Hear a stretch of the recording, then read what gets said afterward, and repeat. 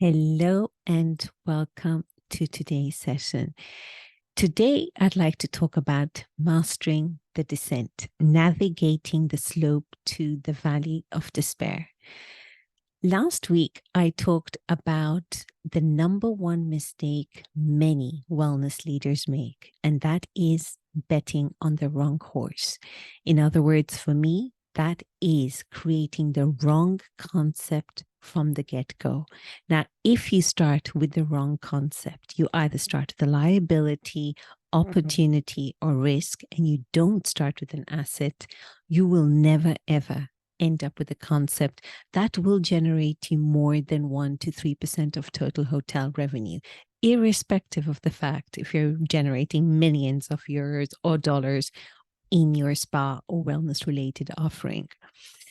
And I also talked about last week the importance that our leaders need to learn how to write a wellness concept. We aren't taught how to write a wellness concept, and very few people actually know what a wellness concept written well looks like. And last week I talked about the importance of that. Today, what I'd like to do is go a step further. So let's assume we've created a wellness concept and it is an asset from the get-go. We have managed to create that concept that has both the both the realisticity and the potential to succeed in this particular property. Then in the next stage, what we have done is we've also looked at our concept back afresh from our guest's perspective. We've understood that we aren't in the business of selling products, treatments, and services, but instead we're in the business of solving well-being related problems. And our guests do not come to us to buy a product, service, or treatment. They actually come to us to solve a well-being related problem they have. Now, once we've got that clear, the next step is also incredibly crucial. And that is what I call mastering the descent. And what I see happening to many spa leaders, spa and wellness leaders, and trust me, I have been there. They've been 20 years and I've got many, many t-shirts, some of them incredibly bloody, I assure you. So I've been there, so I know. We think that having a fantastic concept on that asset quadrant, also solving our guests' well-being problems are fantastic. We think we've nailed it then and there. However, the reality is very different. Planning the concept is only the first part of it. The next part is what I call the implementation, which is equally crucial. So not only do our wellness directors start with the wrong concept, they don't know how to implement it. So not only do they bet on the wrong horse, they don't know how to ride that horse when the time comes. So today, as usual, I've created a presentation for you, and I shared this presentation or parts of it a couple of weeks ago when I was talking about the emotional cycle of change, or many times also known as the Dunning-Kruger effect. And in this version, what you see over here, there are 5 stages to success. And in phase 1, we are what we call at the top. These are not my words, but I definitely do like those words. In phase 1, it's also known being at the top of Mount Stupid. And this is the phase where we are so incredibly fired. We have this amazing idea. We have all this fire and passion to make it happen because we truly believe in it. But at the end of the day, what we are doing is creating a concept on a blueprint phase. It's not yet been implemented, and we've not yet received a proof of concept, irrespective of the number of research and market studies we've done. It's still in the blueprint phase, and it is exactly that, a concept. It's not the reality. And phase 1, also being at the top of Mount Stupid, is when we have this uninformed optimism, and it is so needed. We need to be in that stage in order to create anything new. However, every single person, irrespective of how experienced you are as a wellness leader, you will always go down that slippery slope past phase 2 and into phase 3, into the valley of despair.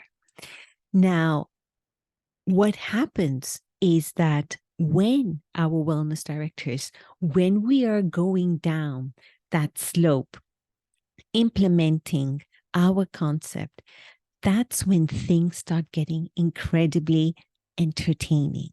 That's when things start getting incredibly unelegant. Instead of skillfully going down that slope, what our poor wellness leaders end up doing is we race down that slope, tumble over, and hit really hard the valley of despair. Because when things start to go pear-shaped, and they always will go pear-shaped, something will always go wrong, irrespective of the type of brand you have backing you up. People leave. Team dynamics change. Budgets get cut down. Your guests complain. Accidents happen. Trust me, this happens to the best of people. This is part and parcel of our business. This is part and parcel of any business. Any idea you're trying to implement, you will always go down the slope to the valley of despair. And the fatal mistake many wellness directors make at this point, which then sends them on this tailspin to this valley of despair, is that they panic. They end up becoming reactive. When things don't go as expected, they take out promotion after promotion. They bring in new treatments, try to bring in new brands, cut prices, bring in new wellness gurus. They do all those changes. Now, none of those changes are bad. None of those actions are bad. Taking out a new brand sometimes is recommendable. Adding a new treatment or removing another one is also recommendable. And taking out promotions to sell and commercialize your wellness offering is important. It's not the what they're doing that is the problem. It is how they're doing. It's how they're reacting. They become reactive and desperate instead of skillfully going down that slope to that valley of despair. So it's like, when we've created this concept, this fantastic concept, we know it is an asset from that get-go. It's like ensuring that you've got the best gear, skiing gear that you could have, and you go to the top of the mountain and expect, just because you have fantastic gear, that you will be able to go ski down that slope with no problem. Having the gear is important, but much more important is the skill with which you come down that slope. And it's a skill all our wellness directors need to develop. Not only writing the concept and getting the concept right from the get-go, that's just the equipment you need to get down that slope. Then you require skill to go down phase 2, to get into that informed pessimism, and then you will enter into that valley of despair. But how you enter that valley of despair is incredibly important. And that is why we see many wellness directors go from phase 1, they hit hard into phase 3, into that valley of despair, because they don't have the skill to navigate down that slope. And that is precisely why in my essence model, I created the stages of system and execution. Expectation and story are all about equipping our wellness directors with the skill to write the right wellness concept for your hotel, to create that toolkit that solves the problem of your ideal guest. Now, once you have that concept in place, you're still up in phase 1 in Mount Stupid, still on top of Mount Stupid. And the idea is you will definitely get down to the valley of despair. Now, you can either go zooming down, hurting yourself, rolling over, or you can skillfully ski down that slope. And how do we skillfully ski down that slope? Through the stages of system and execution. So system is about creating your special way of doing wellness.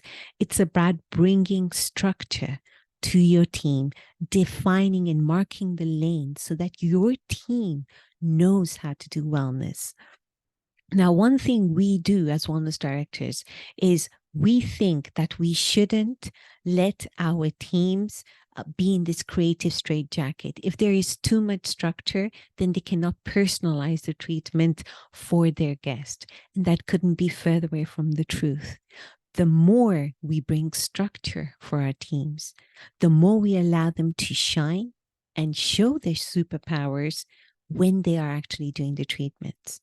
And once we have defined how we do wellness in our particular property, the next place is pulling together the team that can actually deliver and solve your guests' well-being problems the way you want to. So when you're going down that slope, navigating yourself down that slope, you not only have a clear structure and a way and the skill that you have built to go down that slope, but you've also equipped your team with that skill, and they'll be watching you together going down with them in a skillful way. Now, I can't stress enough that we write wellness concepts, and it's so important. The reason we only represent 1 to 3% of total hotel revenue is because we do not know how to write great wellness concepts or the right wellness concepts for each property we work in. And if for some reason if we get it right, we get an asset from the get-go, we fail in the implementation of that concept.